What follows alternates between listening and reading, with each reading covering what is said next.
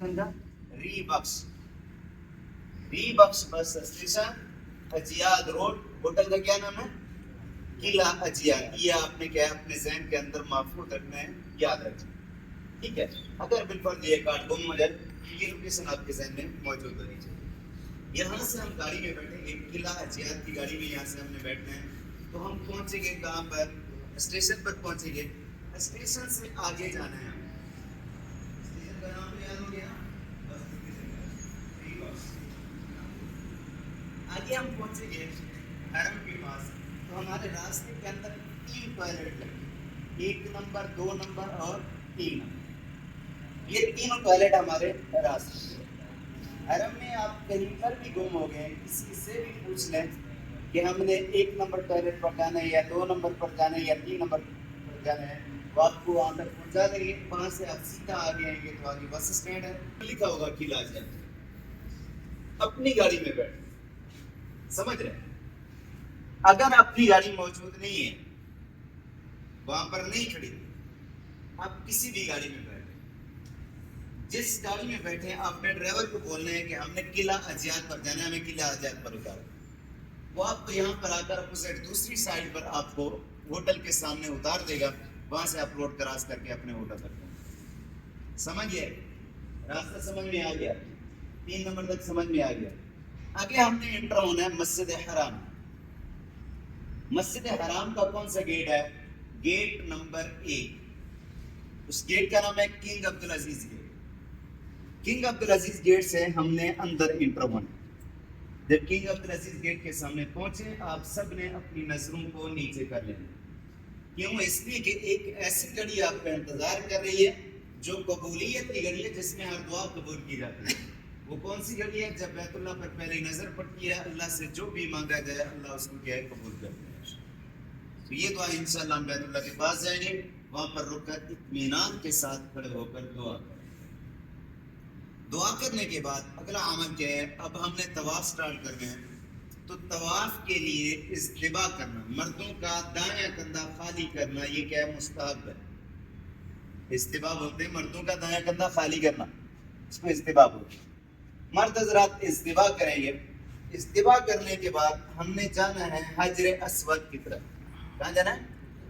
حجر اسود کی طرف. حجر اسود کہاں پر ہے؟ ہمارے رائٹ ہینڈ پر، ہمارے سیدھے ہاتھ پر گرین لائٹ آئے گی. اس گرین لائٹ کے بالکل سیر میں بیت اللہ کے کونے میں کیا ہے؟ حجر اسود. بیت اللہ کے کونے میں ہمارے سینے کے برابر بالکل اپنا حجر اسود. جب ہم حجر اسود کے قریب پہنچیں گے، اس سے تھوڑا پہلے اپنے دونوں ہاتھوں کو اٹھانا ہے، ہاتھوں کا رخ بیت اللہ کی طرف کرنا ہے اور تکبیر پڑھنی ہے. کیا کرنا ہے؟ تکبیر پڑھنی ہے. بسم اللہ اللہ اکبر وللہ الحمد. اس تکبیر کو کہتے ہیں استقبال. استقبال کریں گے. استقبال کرنے کے بعد کیا ہے؟ نیت کرنی ہے طواف. اے اللہ میں یہ عمرے کا طواف کر رہا ہوں تو اس کو قبول فرما اور اس کو ہمارے لیے آسان فرما. یہ نیت کریں گے. نیت کرنے کے بعد ہم تھوڑا آگے جائیں گے تو حجر اسود والا کونا بالکل ہماری سیدھ میں ہوگا. جب حجر اسود بالکل ہماری سیدھ میں ہو، اس وقت ہم نے اپنے ہاتھ کو حجر اسود کی طرف بڑھانا ہے. کہاں بڑھانا ہے؟ حجر اسود اپنے سینے کے برابر یوں آگے کی طرف کرنا ہے اور تکبیر پڑھنی ہے. بسم اللہ اللہ اکبر وللہ الحمد. تکبیر پڑھ کے اپنے ہاتھ کو چوم لیں.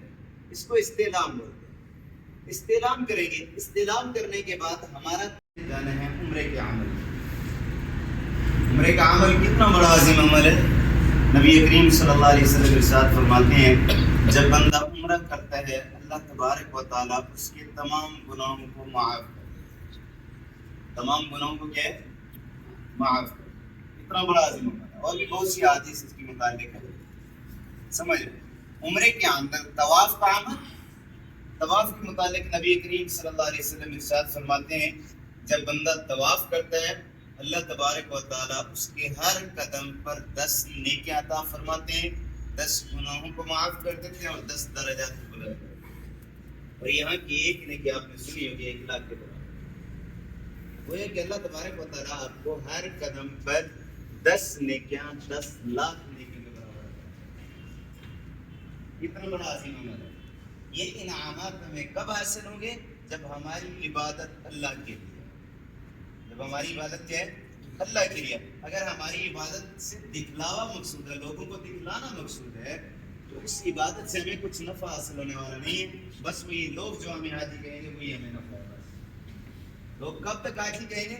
جب تک ہم زمین کے اوپر ہیں. جب ہم زمین سے نیچے چلے گئے کوئی یاد کرنے والا بھی نہیں. سورۃ عبس کی آخری آیات پڑھ لیں، عبس و تولیٰ کی آخری آیات کا ترجمہ پڑھ لیں.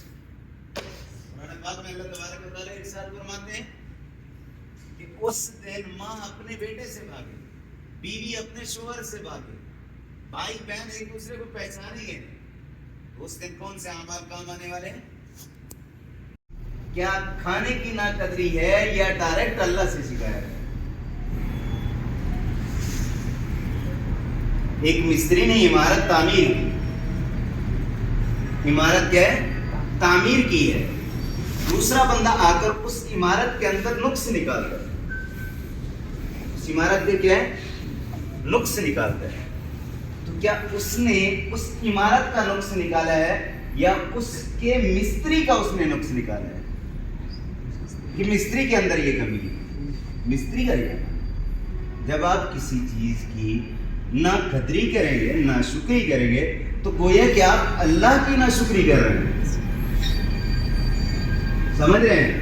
اس چیز کی نہیں، گویا کہ آپ کس کی نہ شکری کر رہے ہیں؟ اللہ کی نہ شکری کر رہے ہیں. اللہ تبارک و تعالیٰ ارشاد فرماتے ہیں اگر تم شکر کرو گے تو میں اور تمہارے لیے بڑا دوں گا. سمجھ رہے ہیں؟ یہاں پر رہتے